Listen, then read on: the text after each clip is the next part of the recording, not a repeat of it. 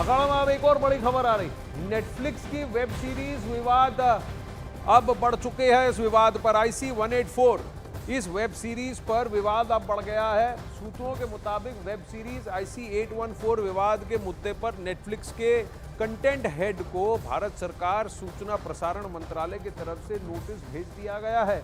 उनसे स्पष्टीकरण भी मांगा गया है। नेटफ्लिक्स के कंटेंट हेड सेक्रेटरी या जॉइंट सेक्रेटरी के सामने उनको कल पेश होना पड़ेगा और ऐसा अनुमान लगाया जा रहा है कि वो पहुंचेंगी। जो कंटेंट हेड है नेटफ्लिक्स की सेक्रेटरी या जॉइंट सेक्रेटरी के सामने। दरअसल कंदहार विमान हाईजैक घटना पर आधारित वेब सीरीज IC 814 पर नया विवाद खड़ा हो गया। इस सीरीज में आतंकवादियों को मुस्लिमों की जगह हिंदुओं के नाम से दर्शाया गया है। सीरीज में आतंकियों को चीफ, डॉक्टर, बर्गर, भोला और शंकर के तौर पर बताया गया है। कुछ लोगों ने अनुभव सिन्हा पर तथ्यों को गलत तरीके से पेश करने और धार्मिक भावनाओं को भड़काने का आरोप भी लगाया। वेब सीरीज के निर्माताओं पर आरोप है कि उन्होंने जानबूझकर आतंकवादियों के असली मुस्लिमों के मुस्लिम नामों को बदलकर हिंदू धर्म के प्रतीकों के नाम रखे हैं। IC 814 को डायरेक्टर अनुभव सिन्हा ने बनाया है और ये 29 अगस्त से नेटफ्लिक्स पर स्ट्रीम हो रही है। अब OTT प्लेटफॉर्म्स पर CBFC की सर्टिफिकेशन मिलना आवश्यक नहीं है। IT नियमों के अनुसार भारत सरकार ने खुद 2023 में ये बात संसद में कही थी कि IT नियम 2021 के अनुसार ऑनलाइन प्लेटफॉर्म्स को अपने आप को डिक्लेयर करने की आवश्यकता है और उन नियमों के तहत इन्हें आंका जाएगा। एक नया ब्रॉडकास्ट बिल इस सत्र में पेश होना था, लेकिन उसको अब शायद ठंडे बस्ते में डाल दिया गया है। अब फिलहाल ये प्रकरण है, यहां पर यह प्रचलित है कि सारी OTT प्लेटफॉर्म स्वतः ही अपनी सर्टिफिकेशन जारी करती है और वो भी सिर्फ कि किस उम्र के लोग किस तरीके का कंटेंट देख सकते हैं। हर प्लेटफॉर्म अपने आप को सेल्फ सर्टिफाई करता है। IC 814 पर यह कहा जाता है कि ये पूरी तरह से ये वेब सीरीज एक किताब पर आधारित है, एक किताब पर आधारित है और इस किताब में उन आतंकवादियों को किस तरह से इन्होंने अपने आप को बुलाया था, अपने नाम रखे थे, उन नामों के संकेत और ये जो नाम जिस पर आपत्ति जताई गई है, ये सारे नाम उस किताब पर भी लिखे गए हैं, उसी से उठाया गया है। ये एक तरफ का एक पक्ष रखा जा रहा है। वहीं बीजेपी ने वेब सीरीज के फिल्म निर्माताओं पर जानबूझकर आतंकवादियों के नाम हिंदू रखने का आरोप लगाया है। बीजेपी का यह कहना है कि फिल्म निर्माता अनुभव सिन्हा ने जानबूझकर फिल्म में आतंकियों को हिंदू नाम दिए।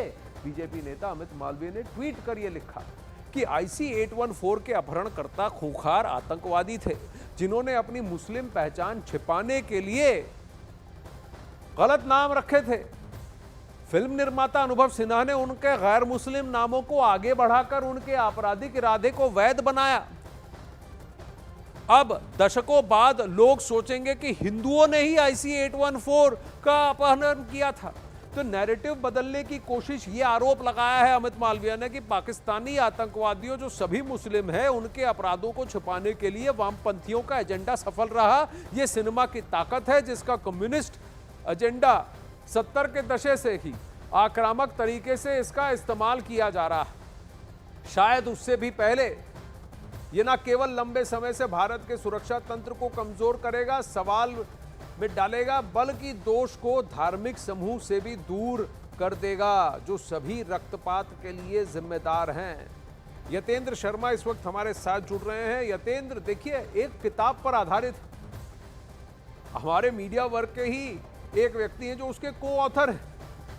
अब इस किताब में यह वर्णन किया गया है कि देखिए, इन सभी आतंकवादियों ने अपने अपने नाम हिंदू रखे थे। भोला और शंकर ये कोड नेम्स थे, जिससे कि वो एक दूसरे को संबोधित कर रहे थे इस पूरी फ्लाइट में। लेकिन बीजेपी की तरफ से ये क्या आरोप है और अनुभव सिन्हा पर और नेटफ्लिक्स पर क्या आरोप है?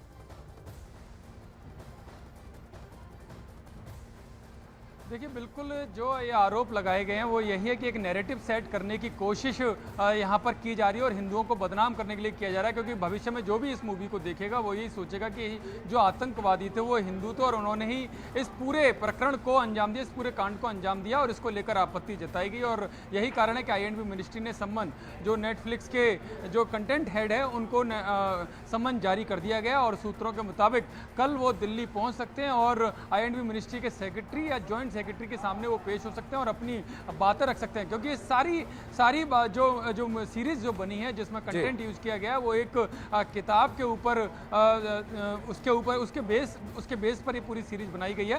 तो ऐसे में क्या ये तथ्य सही है या नहीं है, या किस तरह से जो नेटफ्लिक्स ने जो इस कंटेंट जो इस सीरीज में जो कंटेंट जारी किए गए उनकी सत्यता क्या है, उन सब पर बातचीत की जाएगी। जी, जो किताब में जिस तरह से उसे पेश किया गया है, क्या उसे और भी बढ़ा चढ़ाकर और जो आतंकवादी हैं उनको अच्छा दिखाकर, उनके नैरेटिव को रीसेट करके, वो भले लोग थे, अच्छे लोग थे, शातिर लोग थे ही, खूंखार तो थे ही, लेकिन फिर भी इंसान थे, अच्छे लोग थे, और फिर इसमें जानबूझकर बार बार उनके हिंदू नामों को बार बार दोहराना।